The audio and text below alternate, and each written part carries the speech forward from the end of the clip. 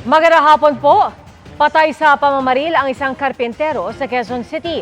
Ang suspect ay nagpakilalang magpapagawa sana ng kama. Pero ang sinasabing motibo ng utak ng krimen para ipaghiganti ang anak na ginahasa umano ng karpintero. Ang nahulikam na krimen tinutukan ni Bea Pinla.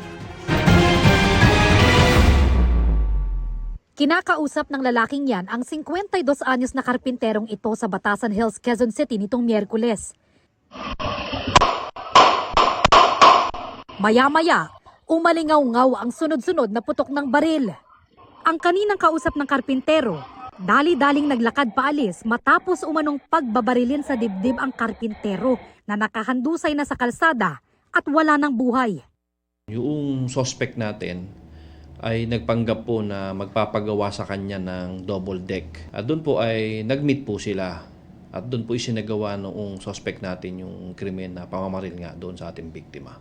Sa di kalayuan, umangkas ang gunman sa motor na minamaneho ng bayaw niya para tumakas. Sa bandang San Mateo po may tulay. At tinapon po niya yung bag tsaka yung mga damit na ginamit nila kasi nagpalit po sila ng damit. Na-recover po namin doon yung damit nga na pinagpalitan nila, cellphone na ginamit, tsaka baril po na ginamit. Agad nagsagawa ng manhunt operation ang pulisya. Naaresto nung Huwebes sa Caloocan ang nagmaneho ng motor patakas. Ayon sa pulisya, siya ang utak sa krimen na nakipagsabuatan sa bayaw niya para barilin ang biktima.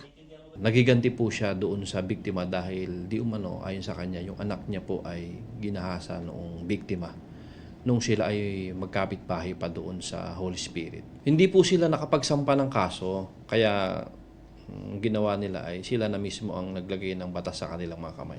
Aminado ang suspect sa krimen. Ba't ka binira yun? Pinip yung anak ko, sir. Nino? Nung tao na yon. Bakit di ka nagsumbong? Kasi paano ko magsumbong, sir? Wala yung pira ko, sabi ko dito. Anong ginadaan natin? Bayaw, sa batas ba o sa ano?